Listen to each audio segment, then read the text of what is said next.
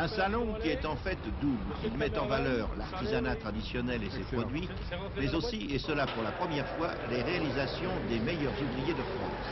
Cette année, la Franche-Comté compte 21 médaillés qui se rendront à Paris le 13 décembre prochain pour y recevoir la juste récompense de leur mérite des mains du Premier ministre Jacques Chirac. Dans sa partie la plus traditionnelle, les 150 exposants de ce salon représentent un éventail très large des activités que chacun connaît, depuis l'ébénisterie jusqu'à la ferronnerie d'art, en passant par la tournerie, l'agroalimentaire, la confiserie et la pâtisserie.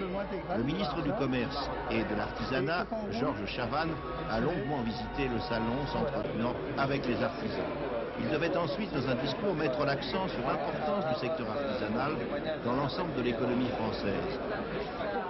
Ce secteur peut créer des emplois et offrir aux jeunes des débouchés intéressants car très variés.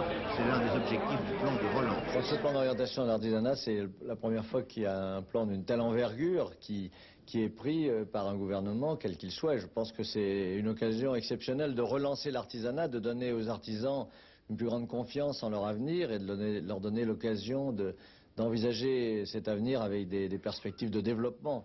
Ce qui est essentiel, car le pays en a le plus grand besoin, c'est sûrement dans ces secteurs que se trouve le plus grand gisement d'emploi.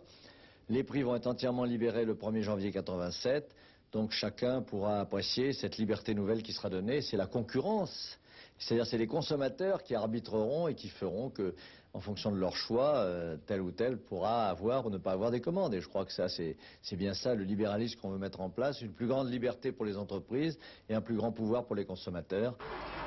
Le salon restera ouvert au public jusqu'au 12 novembre inclus, avec chaque jour des animations. Demain, ce sera la mode, dimanche, la charcuterie, lundi, le pain, mardi, une journée pour les plus gourmands avec la pâtisserie, enfin mercredi 12, le jouet et le cadeau.